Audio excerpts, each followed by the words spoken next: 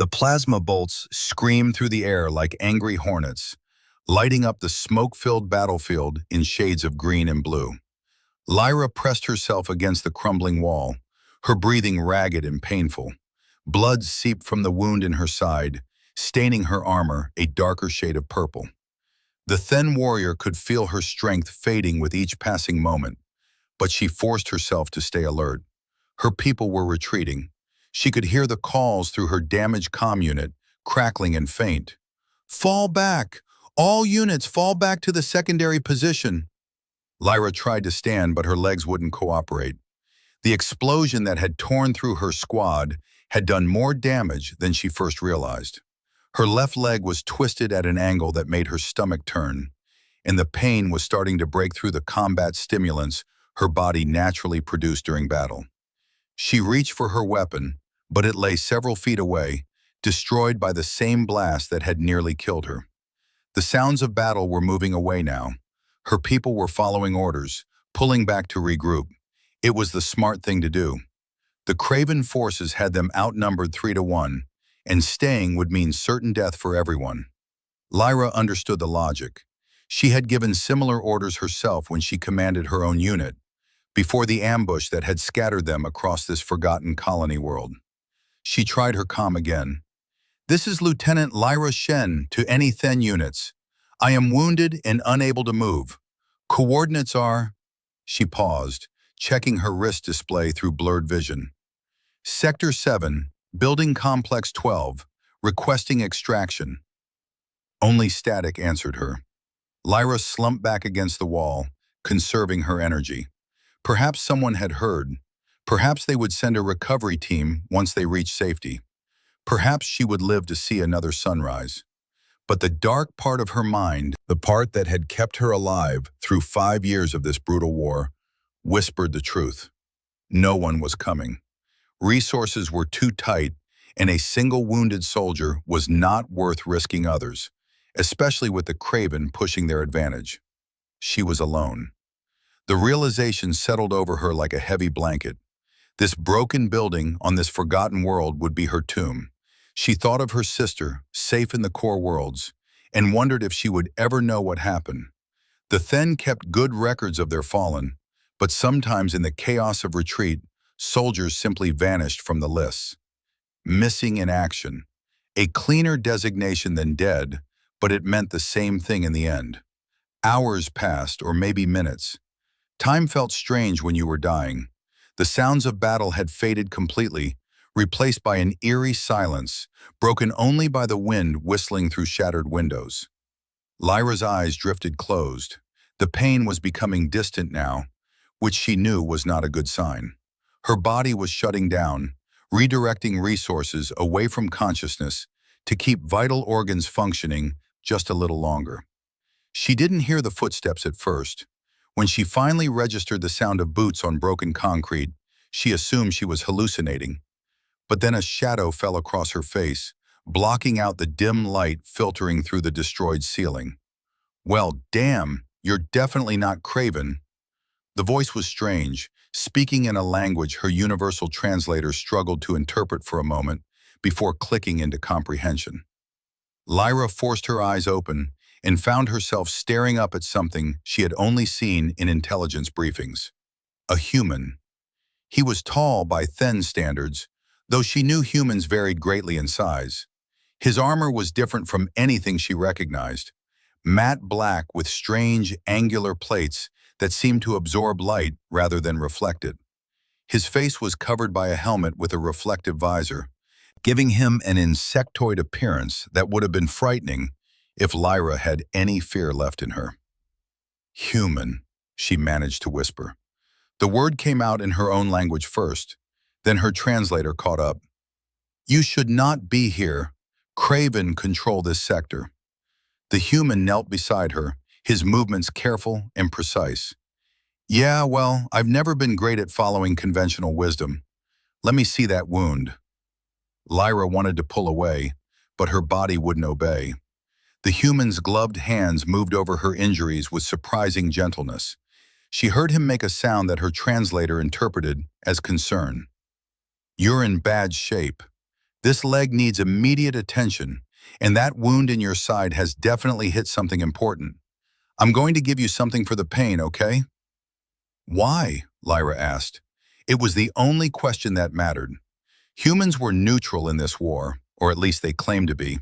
They had their own territories, their own concerns. This soldier had no reason to help her, and every reason to leave her to die and avoid getting involved. The human paused, his helmet tilting slightly as if considering the question. "Because I found you. That makes you my responsibility now. My name is Jackson Reeves, but everyone calls me Jack. What's your name?" "Lyra," she gasped as he injected something into her arm. Whatever it was worked fast. The pain began to recede, replaced by a strange, floating sensation.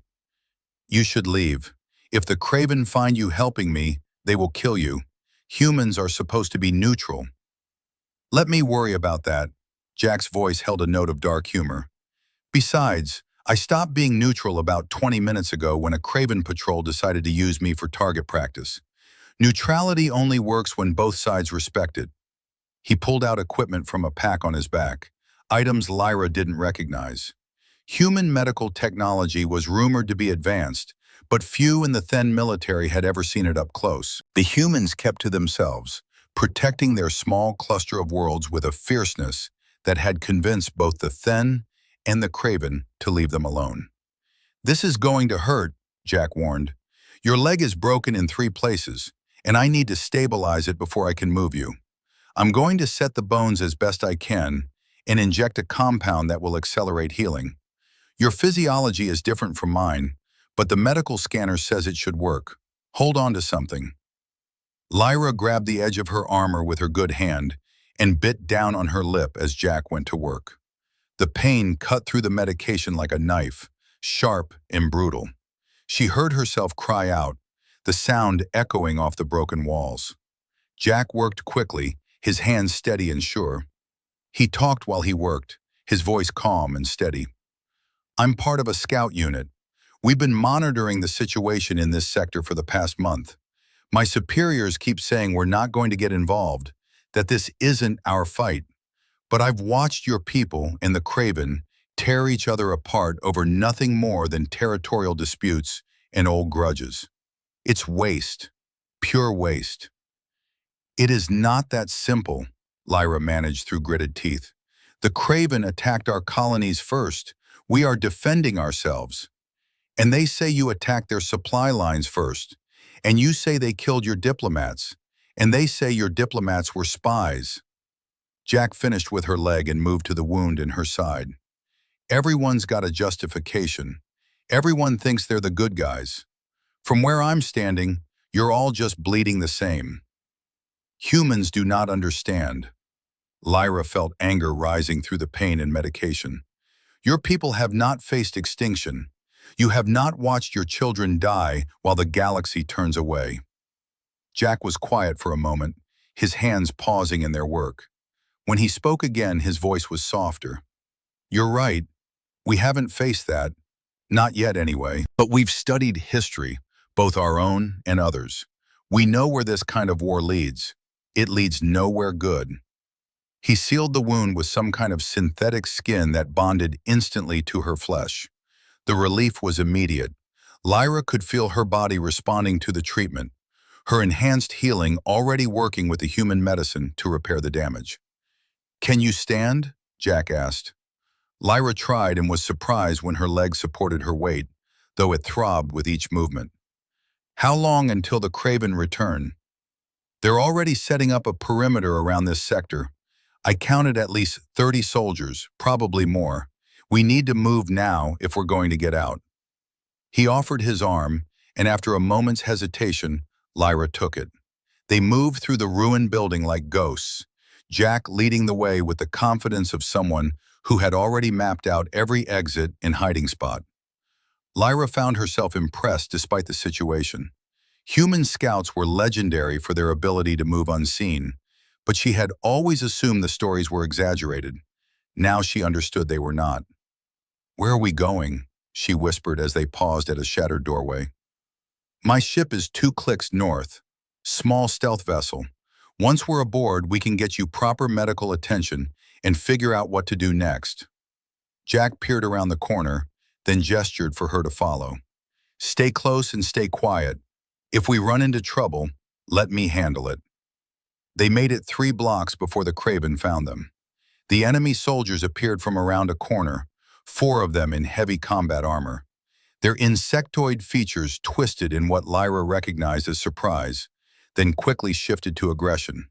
Jack moved before Lyra could react. His weapon appeared in his hand like magic, and he fired 3 shots in rapid succession.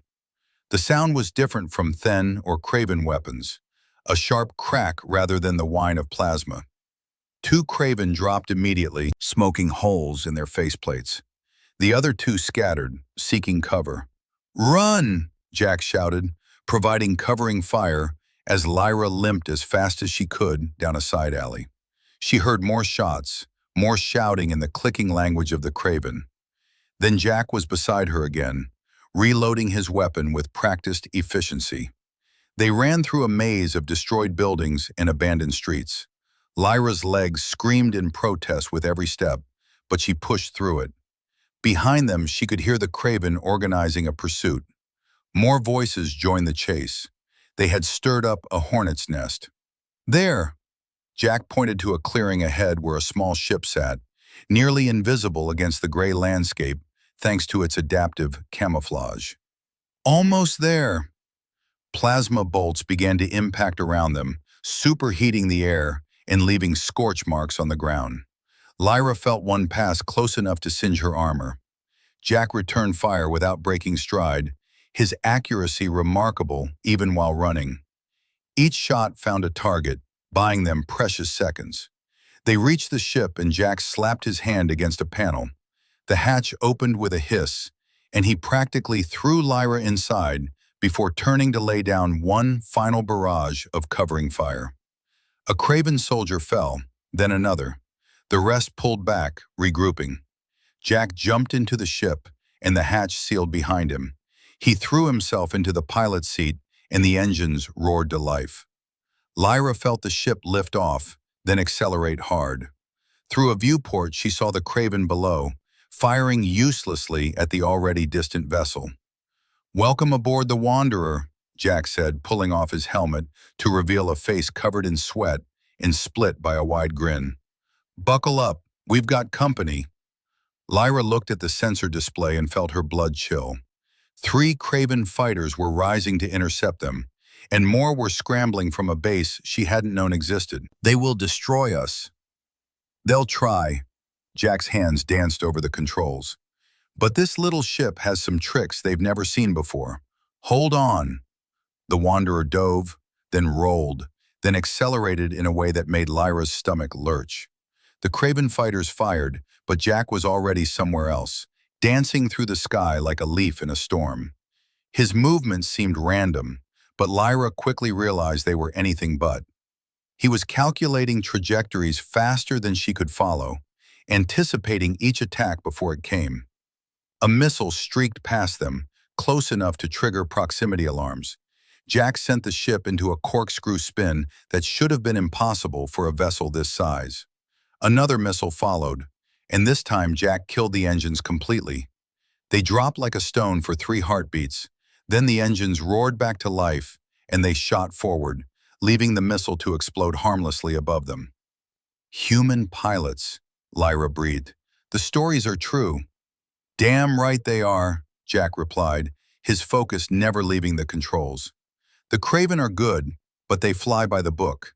Humans write our own book, then throw it away and improvise." 2 of the Kraven fighters collided, trying to follow Jack's impossible maneuver. The 3rd pilot, either smarter or more cautious, broke off pursuit. Jack didn't slow down until they had cleared the atmosphere and made the jump to faster-than-light travel. Only then did he relax, slumping in his seat with a long exhale. "Well, that was more exciting than I planned for today." Lyra stared at him, trying to reconcile what she had just experienced with everything she thought she knew about humans. "You saved my life. You risked yourself, your ship, your people's neutrality. Why?" Jack turned to look at her, his expression serious now. Because it was the right thing to do. My grandmother used to say that the measure of a person isn't what they do when everyone's watching. It's what they do when they think no one will ever know. I found you dying in that building. No one would have known if I'd walked away. But I would have known, and I couldn't live with that. He stood and moved to a medical station built into the wall. Come on, let's get you properly patched up. Then we need to talk. The Craven won't forget this, and I'm guessing your people need to know what I saw in that sector. As Lyra followed him, leaning heavily on a support rail, she realized that something significant had just happened. A human had entered the war. Just one human, one ship, one act of defiance against neutrality. But she had a feeling that this moment would ripple outward in ways neither of them could predict. The medical bay was small, but well-equipped. Jack helped her onto an examination table and began running more detailed scans. The technology was fascinating, showing her body in 3 dimensions, with overlays indicating damage and healing progress. Your people's physiology is interesting, Jack commented as he studied the display. Your bones are denser than human bones, and your muscle structure is more efficient. No wonder you survived as long as you did with these injuries. Then evolved on a high-gravity world, Lyra explained. Our bodies adapted to withstand greater stress. It makes us formidable warriors, but it also means we require more resources, more food, more water, more oxygen. When the Craven began expanding into our territory, they cut off our supply lines. Entire colonies starved. Jack's expression darkened. I've read the reports. Both sides have committed atrocities. Both sides claim the other started it. And what do humans think? Lyra asked. Who is right? I think you're asking the wrong question. Jack prepared another injection, this one a deeper blue color. This will boost your immune system and help fight off any infections. It might make you drowsy. He administered the shot before continuing. The right question isn't who started it, it's how does it end? Because from what I've seen, both the Then and the Craven are locked in a death spiral. You're throwing everything you have at each other, and neither side can afford to back down without looking weak. So you keep fighting, keep dying, until there's nothing left to fight over. You say that like there is another option, Lyra said, already feeling the drowsiness he had warned about creeping over her. There's always another option. Humans learn that the hard way. Jack pulled up a chair and sat down, his posture relaxing. A few hundred years ago, we almost destroyed ourselves. Multiple wars, each one worse than the last, each one bringing us closer to extinction. We had the weapons to wipe out all life on our planet, and we came within minutes of using them more than once. What stopped you? Lyra asked, struggling to keep her eyes open. Fear, mostly, and exhaustion, and finally one leader who had the courage to say, enough. One person who decided that survival was more important than pride. It wasn't easy, and it didn't happen overnight. But slowly, we learned to talk instead of shoot, to negotiate instead of threaten. We're not perfect, not by a long shot, but we're still here. Lyra wanted to respond, wanted to argue that the situation with the Craven was different, more complicated. But the medication was pulling her down into darkness, and Jack's voice seemed to come from very far away. Sleep now. You're safe here. When you wake up, we'll figure out what comes next. Together. The last thing Lyra saw before consciousness faded was Jack's face, concerned and kind. A human face, an unlikely savior. She wondered if her people would believe her when she told them what had happened. She wondered if she believed it herself. When Lyra opened her eyes, she had no idea how much time had passed. The medical bay's lights were dimmed, and she could hear the subtle hum of the ship's engines. Her body felt different, stronger. The pain that had been her constant companion was reduced to a dull ache. She sat up carefully and was surprised to find that her legs supported her weight without protest. Jack appeared in the doorway, carrying 2 containers that steamed gently. You're awake. Good timing. I made food. How long was I asleep? Lyra asked, accepting one of the containers. The smell was strange but not unpleasant. About 18 hours, your body needed the rest. Jack sat down across from her and opened his own container. Inside was a thick stew of some kind. I wasn't sure what Then could eat, so I played it safe. This is a vegetable protein mix that should be compatible with your digestive system. If it tastes terrible, I apologize. Lyra took a cautious bite and was surprised by the flavor.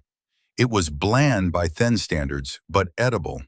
More importantly, her stomach didn't reject it. It is acceptable, thank you. They ate in companionable silence for a few minutes before Jack spoke again. I've been monitoring communications while you slept. The situation in the sector has deteriorated. The Kraven have taken the positions your people evacuated, and they're fortifying them. It looks like they're preparing for a major offensive. Lyra set down her food, her appetite gone. Where are we now? Neutral space, about 3 light-years from the battle zone. Far enough to be safe, close enough to get back quickly if needed. Jack studied her face. Lyra, I need to ask you something, and I need you to be honest. What were you and your unit doing in that sector? It's nowhere near any strategic targets I know of. Lyra hesitated. Military intelligence was not something to be shared with outsiders, even ones who had saved your life. But Jack had risked everything for her. He deserved the truth. We were investigating a signal, she said finally.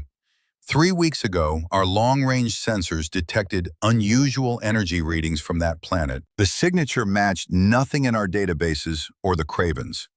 Command thought it might be ancient technology, something from the precursor civilizations that built the jump gates. If we could find it, study it, it might give you an advantage in the war, Jack finished. Did you find anything? We found the source. Lyra's hands clenched into fists at the memory. It was a facility buried deep underground. We had only begun to explore it when the Kraven attacked. They must have been tracking the same signal. The battle was... She trailed off, unwilling to relive those moments. Jack leaned forward, his expression intense. This facility, could it be accessed again? Perhaps, but it would be suicide to try. The Kraven control the entire region now. What if I told you I have contacts in the Then military? Officers who might listen to information about this facility, especially if it came from someone who had actually seen it. Jack's eyes were bright with an idea forming. Lyra, what you discovered could be important, not just for the war, but for understanding this region of space. The precursor civilizations left technology scattered across dozens of worlds, but most of it has never been fully studied. If this facility is intact, the Kraven will claim it first, Lyra said bitterly. They have the numbers, the position, the resources. Not if we give your people a reason to counterattack. Not if we give them intelligence they can use. Jack stood and began pacing, his energy infectious. Think about it. You know the facility's location, its layout, what defenses the Kraven were setting up. With that information, a strike team could get in, study the technology, maybe even secure it before the Kraven realize what's happening. You are suggesting that we return, Lyra stared at him, that we go back to the place where I nearly died. I'm suggesting we give your people a fighting chance. And yes, that might mean going back. Jack stopped pacing and looked at her directly. But I won't force you. This is your choice. I can drop you at the nearest Then outpost and you can report everything you know. Or we can take this information to someone who will actually use it. Someone who sees the bigger picture. Lyra stood testing her leg. It held her weight easily now, the human medicine having accelerated her healing beyond anything Then technology could achieve. She walked to the viewport and stared out at the stars, at the vast emptiness of space that held so much conflict and so much potential. There is a commander, she said slowly, Admiral Venn. She was my instructor at the military academy. She is known for unorthodox thinking, for seeing opportunities others miss. If anyone would listen to us, it would be her.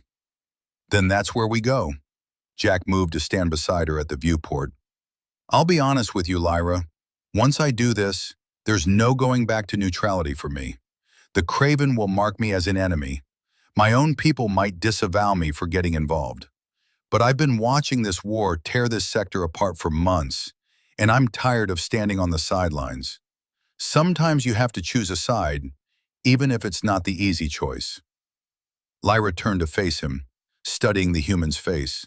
She saw determination there, and something else, a kind of idealism that her people had lost somewhere in the long years of war. Why the Then? Why not the Craven? Because you didn't shoot me when you could have, Jack said simply. Back in that building, even wounded and dying, you warned me to leave. You tried to protect me even though you thought I was the enemy. That tells me something about your character. The Craven just shot first and didn't bother with questions. It was a simple reason, perhaps too simple, but Lyra found herself respecting it nonetheless. Very well, take us to Admiral Ven, but I warn you, she will not be easy to convince. She does not trust humans. Then it's a good thing I have you to vouch for me. Jack grinned and returned to the pilot's chair. Plotting course now. We should reach the Then fleet position in about 6 hours. I suggest you eat and rest more. You're still healing, and we're going to need you at your best. As the ship altered course and jumped back into faster-than-light travel, Lyra felt a strange mixture of emotions. Fear for what lay ahead, uncertainty about whether they were making the right choice, but also something she hadn't felt in a long time. Hope. The journey to the Then fleet was tense. Jack had to avoid several Craven patrol routes, and once they nearly stumbled into the middle of a skirmish between scouts from both sides. But his piloting skills proved as sharp as his shooting, and he navigated them through every obstacle with a combination of skill and what Lyra was beginning to recognize as characteristic human audacity. As they approached the coordinates where the Then fleet should be, Jack activated a communications array. Okay, this is your show. You need to convince them not to shoot us on sight. My stealth systems are good, but if they're actively looking for threats, they'll spot us eventually. Lyra moved to the communications station and opened a channel on Then military frequencies. This is Lieutenant Lyra Shen, service number 73942, requesting permission to approach the fleet. I have urgent information for Admiral Ven regarding the situation in Sector 7. There was a long pause, filled only with static, then a voice crackled through. Lieutenant Shen, you are listed as missing in action. Confirm your identity with security code Gamma. Lyra rattled off a string of numbers and phrases in her own language. Another pause, shorter this time. Identity confirmed. Lieutenant Shen, you are ordered to proceed to coordinates we are transmitting now. Any deviation from the flight path will be interpreted as hostile action. Be advised, you are traveling in an unidentified vessel. Explain. I am aboard a human scout ship. The pilot rescued me from Sector 7 after our unit was forced to retreat. He has valuable intelligence regarding enemy movements and the precursor facility we discovered. Lyra glanced at Jack, who gave her an encouraging nod. I request an immediate audience with Admiral Ven. The silence stretched longer this time. Lyra could imagine the chaos her transmission must have caused. A presumed dead officer calling from a human ship, requesting a meeting with one of the fleet's most senior commanders. It was unprecedented. Finally, the voice returned. Request acknowledged. Proceed to coordinates. Admiral Ven will decide if she wishes to see you. Any hostile moves from the human vessel will result in immediate destruction. Confirm understanding. Understood. Transmitting approach vector now. Lyra closed the channel and turned to Jack. They will meet with us, but they do not trust you. Be very careful. Then ships will be tracking us with enough firepower to vaporize this vessel in seconds. Comforting, Jack muttered, but he adjusted their course to match the transmitted coordinates. For the record, this kind of reception is why humans generally avoid getting involved in other people's wars. We really don't like being shot at. And yet here you are. Lyra found herself smiling despite the tension. Yeah, well, I'm working on my self-preservation instincts. Clearly need more practice.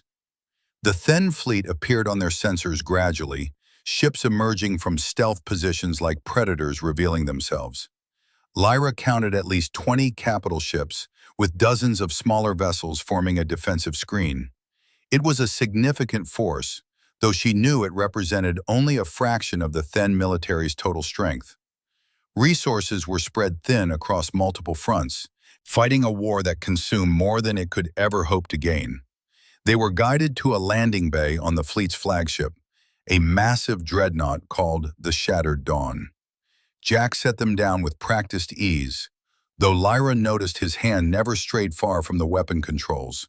Trust only went so far. Before we go out there, Jack said as the engines powered down, I need you to understand something. I'm not doing this just to help the Then. I'm doing this because I think that facility you found might be the key to ending this war. If it contains the kind of technology I think it does, it could change everything. But that only works if both sides are willing to see beyond the immediate conflict. You want us to share precursor technology with the Craven? Lyra stared at him in disbelief. They would use it to destroy us. Maybe. Or maybe they'd realize that there are bigger things at stake than this war. Ancient civilizations didn't leave their technology scattered around for us to use as weapons against each other. They left it as a legacy, a gift. Understanding that gift might require cooperation.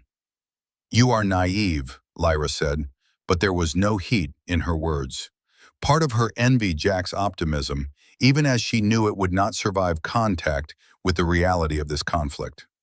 Probably, Jack agreed cheerfully, but I'm a naive guy with a fast ship and nothing to lose. That makes me dangerous. Come on, let's go meet this admiral of yours. The landing bay was crowded with Then soldiers, all of them armed and watching the Wanderer with suspicious eyes. Lyra led the way down the ramp, moving slowly to show she meant no threat. Jack followed, his hands visible and empty. He had left his weapons on the ship, a gesture of trust that Lyra appreciated, even as she worried about how vulnerable it left him. A squad of guards surrounded them immediately, their weapons not quite pointed at Jack, but ready to aim at a moment's notice. An officer stepped forward, his rank insignia marking him as a captain. Lieutenant Shen, welcome back. You've caused quite a stir. His eyes shifted to Jack. Human, you are under temporary protection as Lieutenant Shen's guest. Do not mistake this for acceptance. Make any threatening moves, and you will be neutralized. Understood? Crystal clear, Jack said, his tone mild. I appreciate the warm welcome. The captain's expression suggested he didn't appreciate the sarcasm, but he said nothing more.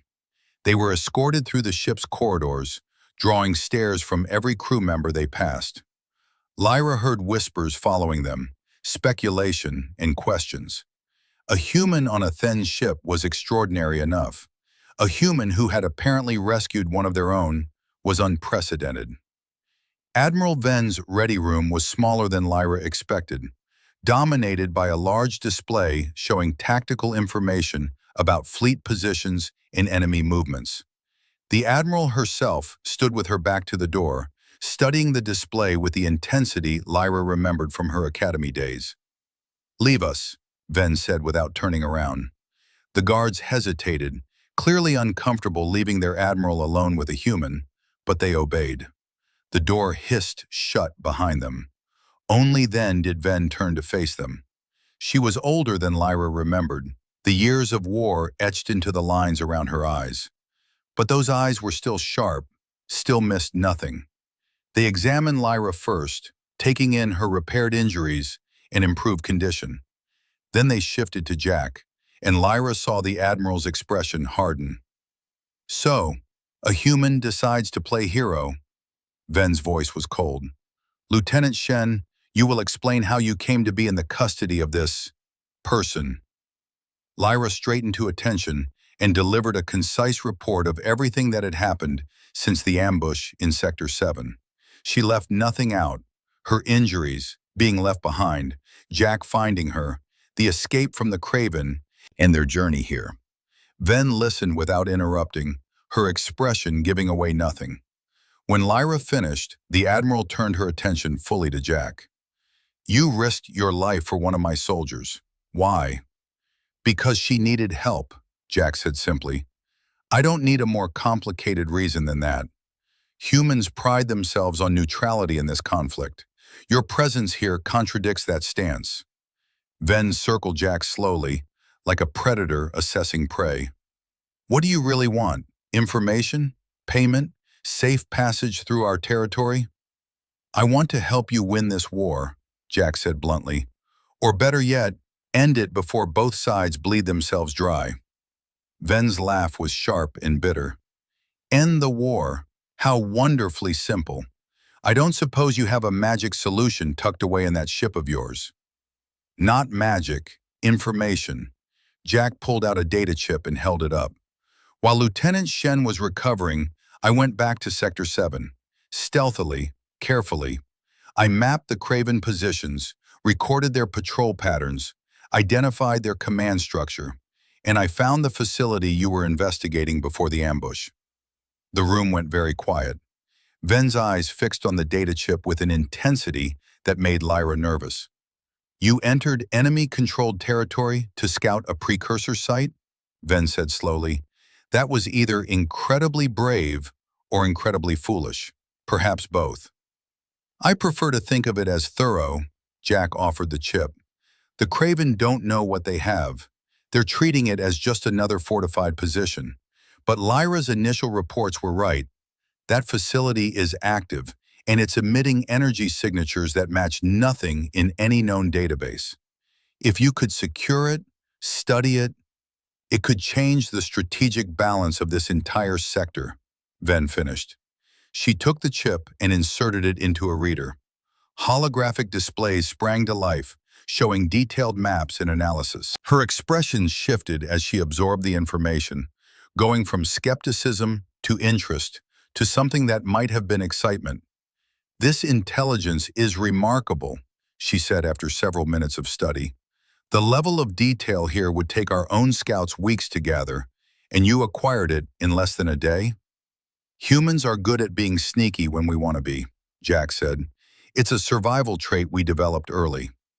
Ven continued studying the data, occasionally zooming in on specific details or cross-referencing with her own intelligence.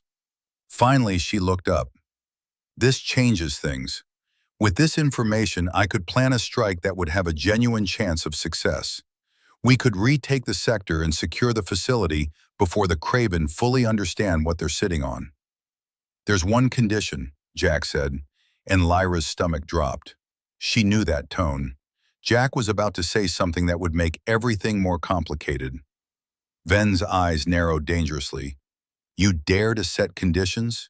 You come to my ship, into the heart of my fleet, and make demands?" "Not demands, a request." Jack held his ground, despite the Admiral's obvious displeasure. "I want to be part of the strike team. I want to see this through." "Absolutely not." Ven's response was immediate and firm. "I cannot have a human involved in a military operation. It would be a diplomatic disaster if you were killed. Your people would have cause to act against us." "My people officially have no idea where I am," Jack countered. "As far as Human Space Command knows, I'm on a routine patrol in neutral territory. I went dark to avoid Craven patrols, which isn't unusual for deep scouts. If something happens to me, it's my own fault for taking risks. No diplomatic incident required." "And unofficially?" Ven asked shrewdly. Jack hesitated for just a moment.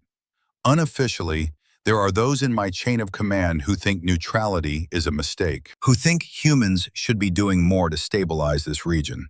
But they can't say that publicly without authorization from the Council, and the Council moves slowly. So people like me operate in the gray areas." "You're a maverick," Ven said, "operating outside official sanction." "I prefer the term proactive." Jack's grin was crooked. "Look, Admiral, I'm not asking you to trust me out of the goodness of your heart. I'm asking you to trust me because it's practical. I know that facility better than anyone else you have. I've mapped its defenses, identified weak points in the Craven perimeter, and my ship can get a small team in and out without being detected. You need what I can offer." Ven was silent for a long moment, her expression thoughtful. Finally, she turned to Lyra. "Lieutenant, your opinion. This human saved your life, but can he be trusted in combat?" Lyra thought about the escape from Sector 7, about Jack's flying and his accuracy under fire. She thought about his willingness to risk everything for someone he'd never met. "Admiral, he pulled me out of a kill zone, fought through a Craven patrol, and outflew 3 fighters in a ship 1/10 their size. He can be trusted." High praise from someone who usually has little good to say about outsiders, Ven observed. She turned back to Jack. "Very well, you may participate in the operation, but you will follow my orders and the orders of my designated team leader. Any deviation, any hint of treachery, and I will have you spaced. Am I clear?" "Perfectly," Jack said. "Thank you, Admiral." "Don't thank me yet. If this operation fails, we'll all be dead or worse." Ven pulled up the tactical displays again, this time focusing on the facility and surrounding area. "Lieutenant Shen, you're assigned to the strike team as well. Your first-hand knowledge of the facility's interior will be invaluable. I'm putting Commander Thorne in charge. He's the best we have for this kind of mission." "Commander Thorne is alive?" Lyra couldn't keep the surprise from her voice. She had thought her old friend died in a battle 6 months ago. Barely. He was recovered from a destroyed frigate with injuries that should have killed him. But Thorne is too stubborn to die properly. A hint of warmth entered Ven's voice. "He'll be pleased to see you. Report to Briefing Room 3 in 1 hour. I'll have the full team assembled by then." They were dismissed and escorted to guest quarters. Lyra's room was standard military issue, small but functional. Jack was placed in an adjacent room, probably to keep him isolated from the main crew. Lyra used the time to clean up properly and change into a fresh uniform that had been provided. Her old armor had been too damaged to salvage. When the hour was up, she met Jack in the corridor outside. He had declined the offer of thin military attire and still wore his black human armor.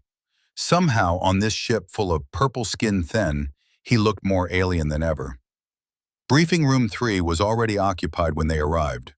A dozen thin soldiers sat around a long table, all of them wearing the insignia of elite special forces. At the head of the table stood Commander Thorne, and Lyra felt a surge of relief at seeing him alive. Thorne was a mountain of a thin, taller and broader than most of his species. Scars crisscrossed his exposed arms, each one a story of survival. His face lit up when he saw Lyra. "Shen, they told me you were dead." He crossed the room in 3 strides and pulled her into a crushing embrace. "Should have known you were too mean to die." "Same could be said of you," Lyra managed, her ribs protesting the hug. When Thorne released her, she gestured to Jack. "Commander, this is Jackson Reeves, the human who pulled me out of Sector 7. Thorne's expression shifted as he studied Jack, his tactical mind clearly assessing the human. Then he extended his hand in what Lyra knew was a human greeting. "Any warrior who saves one of mine is welcome at my side. Jackson Reeves, I am in your debt." Jack shook the offered hand, looking slightly surprised by the gesture. "Just Jack is fine, and you owe me nothing. I did what anyone should do." "But most don't." Thorne's grip lingered for a moment before he released Jack's hand. "That makes the act more valuable. Come, both of you, sit. We have much to discuss and little time to do it." The briefing took 2 hours. Thorne went over every detail of the proposed operation, incorporating Jack's intelligence and Lyra's knowledge of the facility. The plan was audacious, relying on speed and surprise to overwhelm the Craven before they could mount an effective defense. The strike team would consist of 15 soldiers, including Lyra and Jack. They would use Jack's ship to penetrate the Craven perimeter, then fast rope down to the facility entrance. Once inside, They would split into three groups. One group would secure the entrance and provide a fallback position. One would head to the facility's power core to ensure it remained operational. The final group, led by Thorn and including both Lyra and Jack, would descend to the deepest levels where the most interesting technology was believed to be located. Speed is everything, Thorn emphasized, pointing to a holographic countdown. Intelligence suggests the Kraven are planning to begin their own exploration of the facility in 48 hours. We need to be in, have what we need, and be out before that happens. If we get bogged down in a prolonged fight, we lose. What about extraction? One of the soldiers asked. If the Kraven cut us off from the ship, then we adapt, find another way out, or dig in and hold until relief arrives. Thorn's expression was grim. But failure is not an option.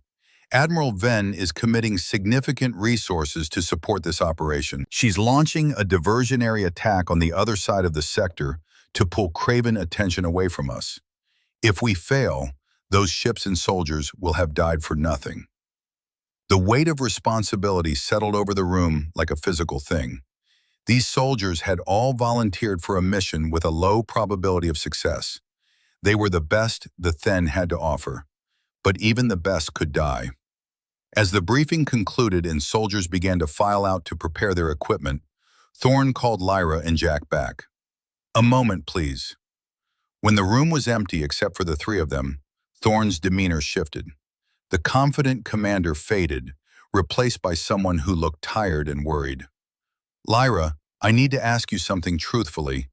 Is this human reliable?" Lyra glanced at Jack, who stood quietly waiting.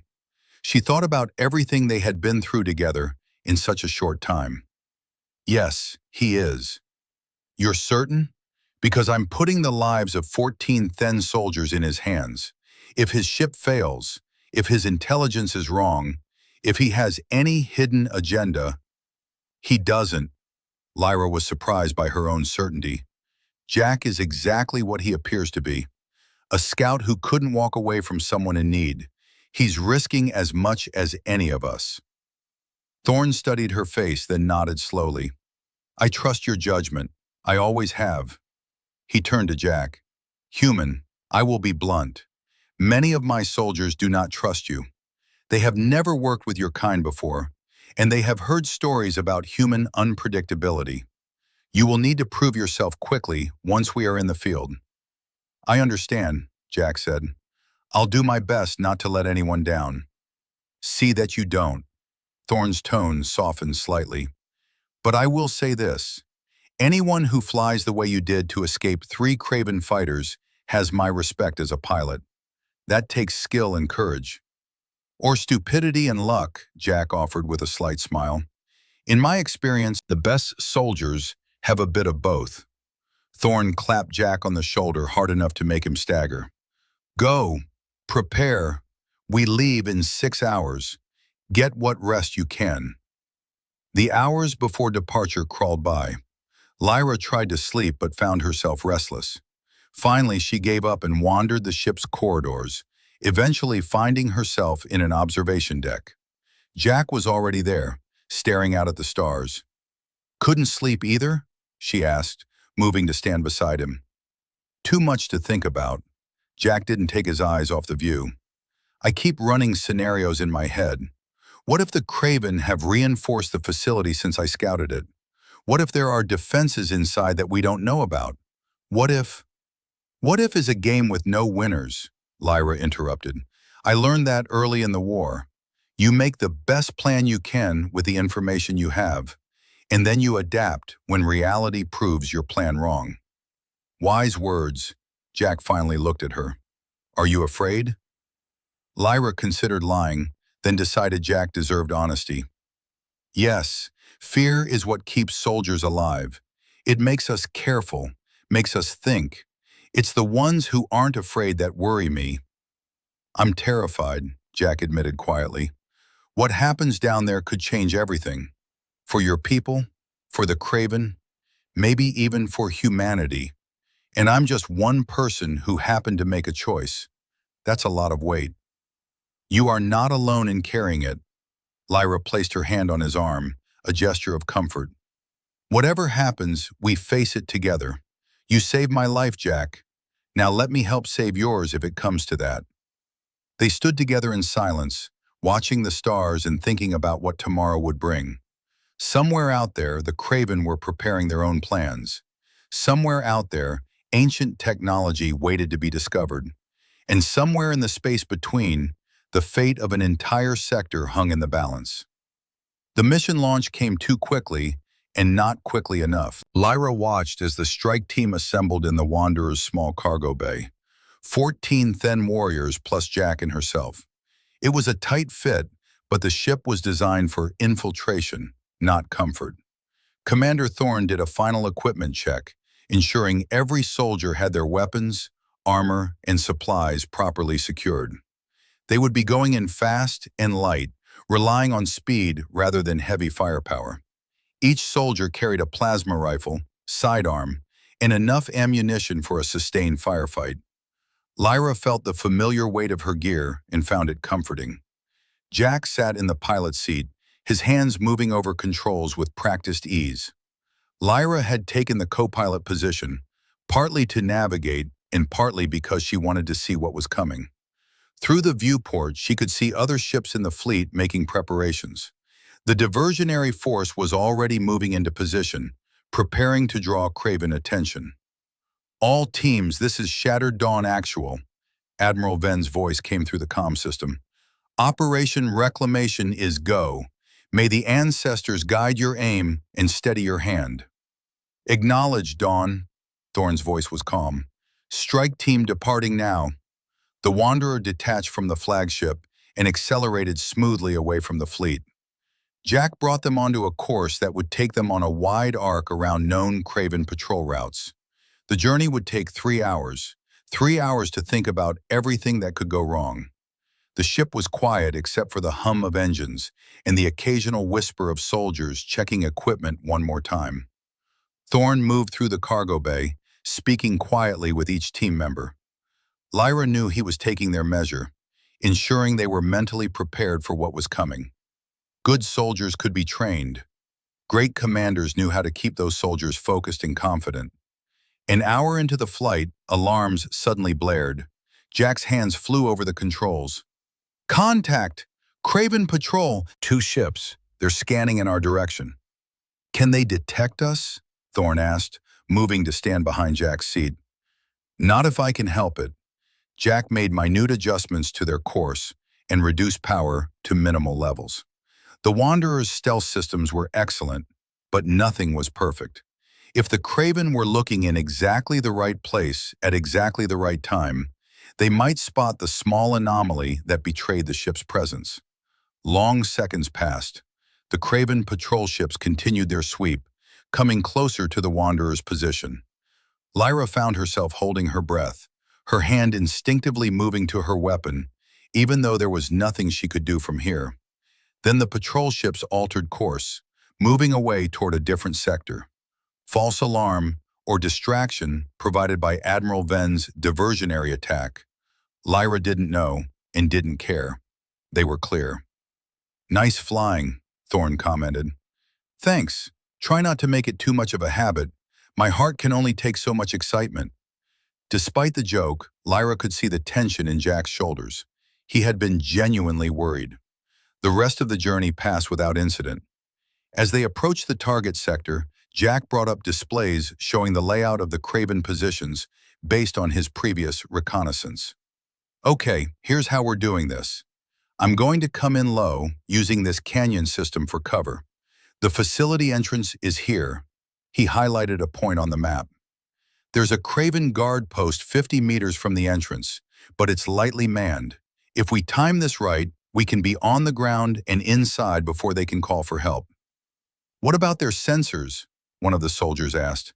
I'll be jamming them as we approach. It'll give us maybe 90 seconds before they realize something's wrong. After that, all bets are off. Jack glanced back at the assembled team. Everyone ready? A chorus of affirmatives answered him. Lyra felt adrenaline starting to pump through her system, sharpening her senses. This was it. the point of no return.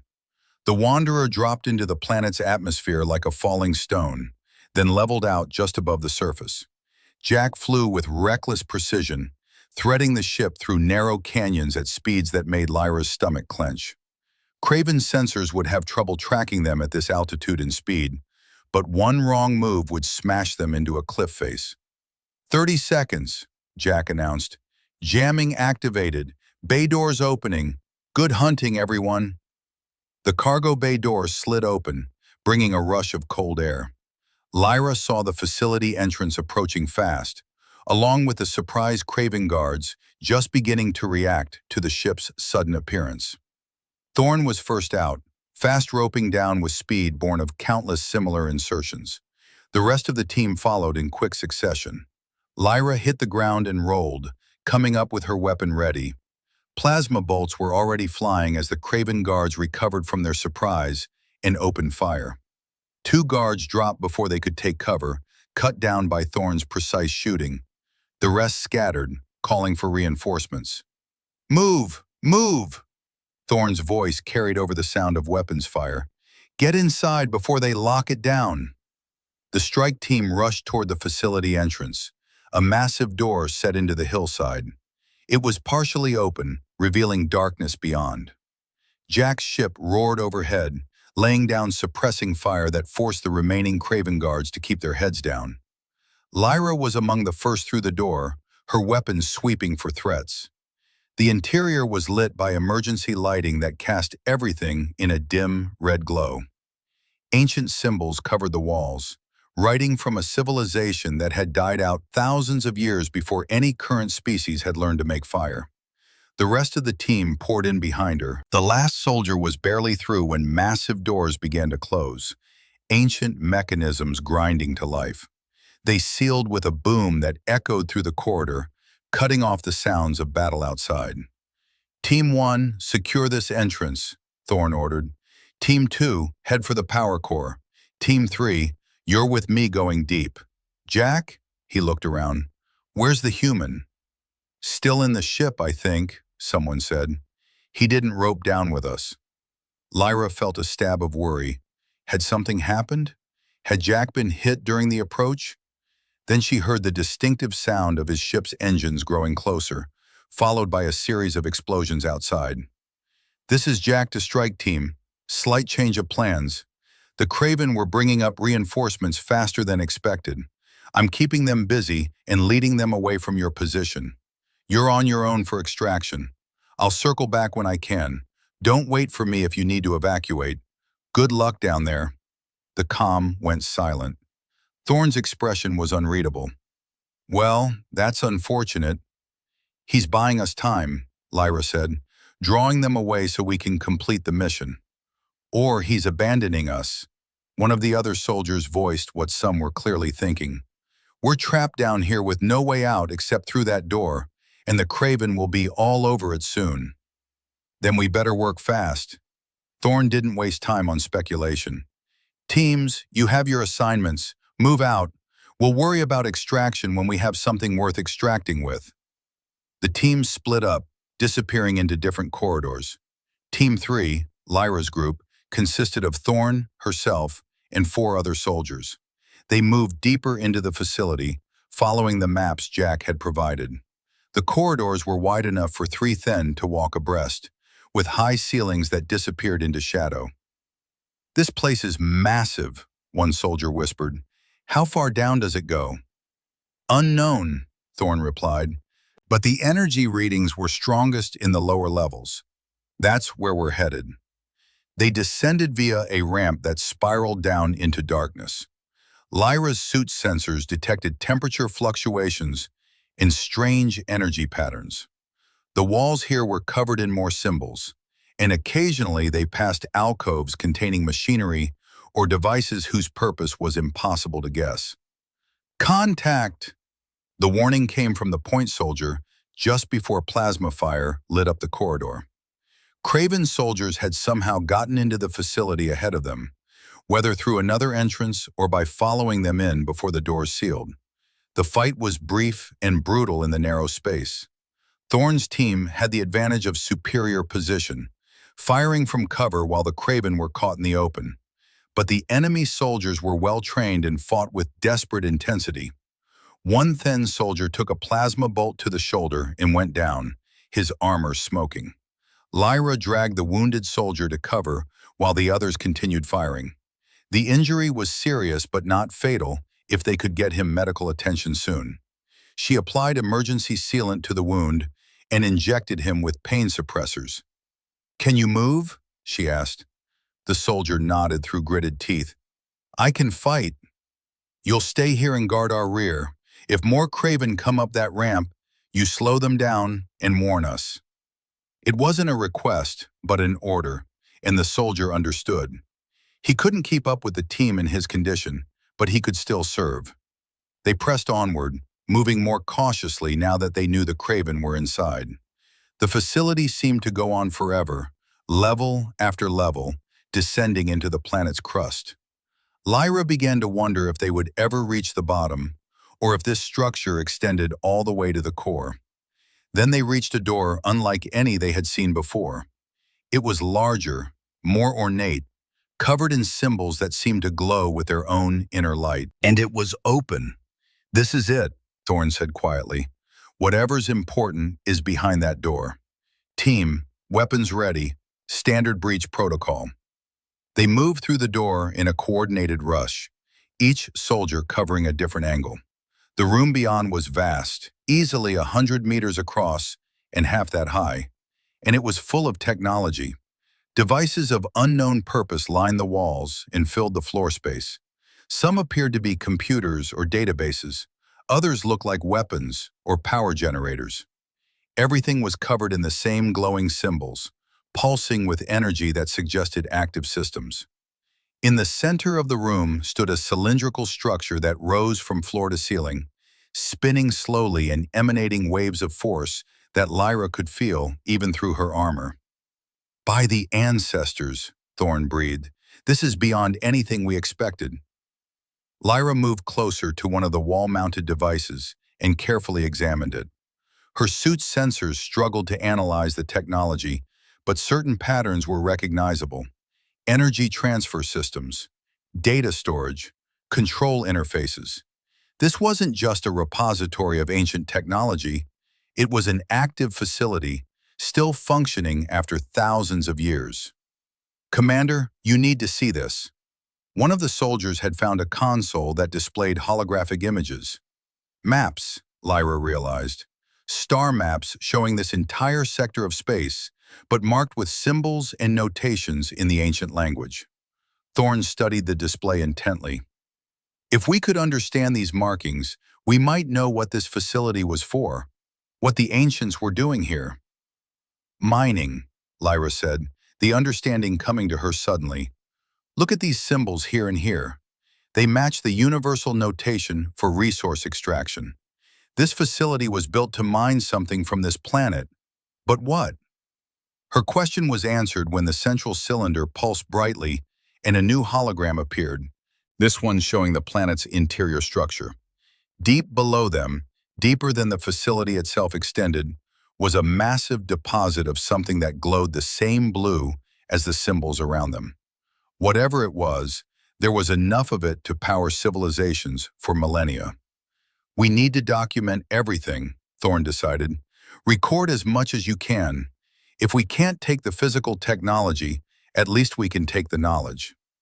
They spread out, each soldier recording different sections of the facility with their suit cameras. Lyra focused on the central cylinder, documenting its structure and the strange energy patterns it produced. She was so focused on her work that she almost missed the warning. "Multiple contacts incoming!" The soldier they had left guarding their rear was shouting through the comm. "Kraven reinforcements, at least 20 soldiers. They've breached the facility in force. I can't hold them." "Fall back to our position," Thorn ordered immediately. Then to his team, "We need to leave. Now." But even as he spoke, the sound of weapons fire echoed down the corridor they had come through. The Kraven were already here, cutting off their escape route. Thorn swore in his native language. "Find another way out. There has to be multiple exits from a facility this size. They searched frantically while the sounds of battle grew closer. Lyra found what looked like a maintenance access tunnel on the far side of the room, partially hidden behind one of the larger devices. Here! This corridor leads down, but there might be a way to loop back up to the surface. Might have to be good enough. Thorn ordered everyone into the tunnel. As the last soldier entered, he set charges on the door. This will buy us time, but not much. Move fast. They ran through the tunnel, their lights bobbing wildly in the darkness. Behind them came the explosion as Thorn's charges detonated, followed by the enraged clicking of Kraven voices. The enemy was pursuing, and they would not be slowed for long. The tunnel branched and branched again. They took turns at random, just trying to put distance between themselves and their pursuers. Lyra had lost all sense of direction when they burst out into another chamber, this one smaller than the first, but still impressive. And they were not alone. A Kraven unit was already in the room, apparently having entered from a different route. For a frozen moment, both groups stared at each other in surprise. Then weapons came up and the room erupted in plasma fire. Lyra dove behind an ancient machine as bolts scorched the air where she had been standing. She returned fire, catching a Kraven soldier in the leg. The enemy warrior went down, but kept shooting, their dedication impressive even as Lyra admired it. The fight was chaos in the confined space. Both sides had cover, both were well trained, and neither was willing to retreat. Lyra lost track of time, focused only on the next target, the next shot. She saw one of her teammates go down, then another. The Kraven were suffering losses too, but they kept coming. Then impossibly a new sound cut through the battle. Engines, a ship's engines growing louder. Lyra looked up and saw what was impossible. A section of the chamber's ceiling was retracting, opening to the sky above, and descending through that opening was the Wanderer. Jack's voice crackled through the comm. Sorry for the delay, had to deal with our friends upstairs, then find you guys. Sensors showed this chamber connected to the surface. Thought I'd make my own door. Everyone aboard who wants to live. The Wanderer's cargo bay door was already open, and a ramp extended down into the chamber. Thorn didn't waste time with questions. Everyone, fighting withdrawal to the ship, cover each other. They moved in pairs, one team providing covering fire while the other rushed for the ship. The Kraven realized what was happening and intensified their attack, but Jack added the Wanderer's weapons to the fight. Automated turrets popped out of the ship's hull and began targeting Kraven soldiers with computer-guided precision. Lyra was the last aboard except for Thorn, both of them backing up the ramp while laying down fire. As soon as they were clear, Jack didn't wait for the bay door to close before gunning the engines. The Wanderer shot upward through the opening in the ceiling, accelerating hard enough to make everyone grab for handholds. We've got company, Jack called back. Multiple Kraven fighters scrambling. This is going to get interesting. The ride up through the atmosphere was a nightmare. Kraven fighters swarmed around them like angry insects, firing from every angle.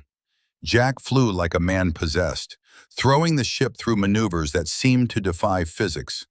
The cargo bay door finally sealed, but not before one plasma bolt made it through, scorching a line across the wall. Lyra pulled herself to the cockpit and dropped into the co-pilot seat. What's our status? Shields at 60%, engines strained but functional, and I'm running out of tricks. Jack's hands never stopped moving, constantly adjusting their course to avoid incoming fire. I could really use some help right about now. As if in answer to his request, new contacts appeared on the sensors. Thin fighters, descending from orbit in tight formation. Admiral Ven's diversionary force had returned, and they were here to provide cover. The Kraven fighters suddenly found themselves fighting on two fronts. Some broke off to engage the Thin ships, while others continued pursuing the Wanderer. But the distraction was enough. Jack found an opening in the chaotic furball and punched through, heading for the upper atmosphere at maximum acceleration. Hold on, he shouted unnecessarily. Everyone was already holding on, braced for anything. They made it to orbit and then beyond, the Wanderer's faster-than-light drive engaging with a gut-wrenching lurch. Then they were away, stars streaming past as they put distance between themselves and the battle. The cargo bay was silent for a long moment, everyone processing what they had just survived. Then Thorn began to laugh, a deep rumbling sound that started small and grew until his whole body shook with it. "We're alive," he said, wonder in his voice. "Against all sense and reason, we're actually alive." "Did we get what we needed?" Jack asked, his attention still on flying the ship, but his voice betraying his concern. Lyra checked her suit's memory. The recordings were intact, gigabytes of data about the facility and its technology. "We did. Not everything, but enough. Enough to make a difference." The return journey to the Then fleet was subdued. They had accomplished their mission, but the cost had been high. Of the 16 who had gone down, 3 were dead and 5 were seriously wounded. The soldier they had left guarding their rear had sacrificed himself to buy them time, holding his position until Craven soldiers overwhelmed him. When they docked with the Shattered Dawn, Admiral Venn was waiting. Her expression was grave as she watched the wounded being carried off, as she saw the exhaustion and trauma on the faces of those who walked under their own power. But when Thorn presented her with the data they had retrieved, something shifted in her eyes. "You've done well," she said quietly. "Better than I hoped. This information, it changes everything." Over the next several hours, Then analysts pored over the recordings. What they found exceeded even the Admiral's expectations. The facility wasn't just a mine. It was a repository of precursor knowledge about advanced energy generation, faster-than-light travel systems, and technologies that could reshape warfare throughout the sector. But more importantly, they found evidence of other facilities. The star map showed dozens of similar sites scattered across nearby systems, many in unclaimed space. The ancients had built an entire network of these installations, and the one they had just raided was merely a single node.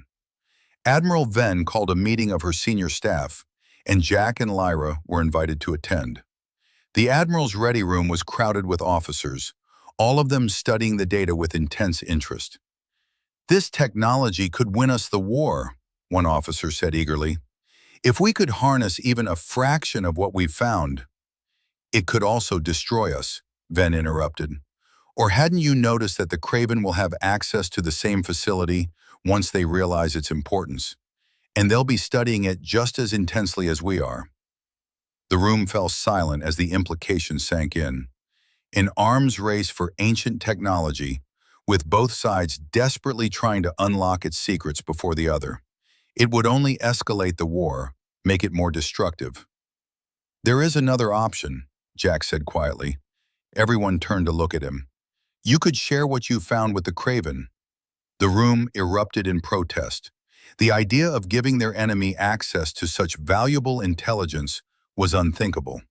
But Admiral Venn raised her hand for silence. "Explain," she ordered Jack. "The facility is big enough for both sides to study simultaneously without interfering with each other. And according to those star maps, there are dozens more sites out there. Neither the Then nor the Craven have the resources to explore them all, not while you're fighting each other." Jack stood up, gesturing to the holographic displays. "But if you work together, even temporarily, you could unlock these secrets faster.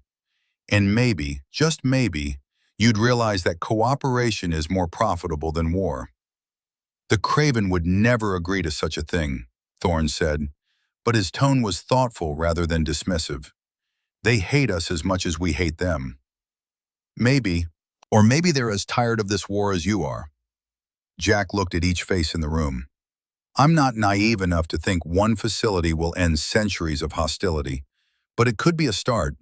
A single point where you choose cooperation over conflict. See what happens." Admiral Venn was quiet for a long time. When she finally spoke, her voice was measured. "It's a risk, A massive risk. But Human Reeves makes a valid point. This technology is too important to be monopolized by either side, and too dangerous to be fought over.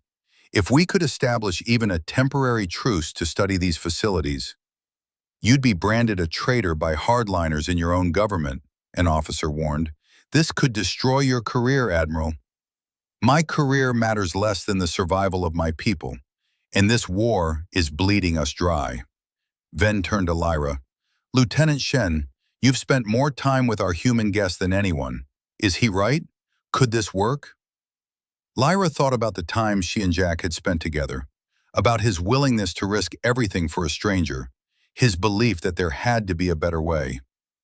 I don't know if it will work, Admiral, but I know it's worth trying. The alternative is more of what we've had for years. More death, more destruction, until neither side has anything left worth fighting for. The decision was made, though not everyone was happy about it. Admiral Ven would reach out to the Craven through neutral intermediaries, proposing a ceasefire limited to the precursor facility sites. In exchange for access to the sites and shared research, both sides would agree to suspend hostilities in those specific sectors. It took weeks of careful negotiation. The Craven were suspicious as expected, but they were also intrigued. Their own scientists had begun preliminary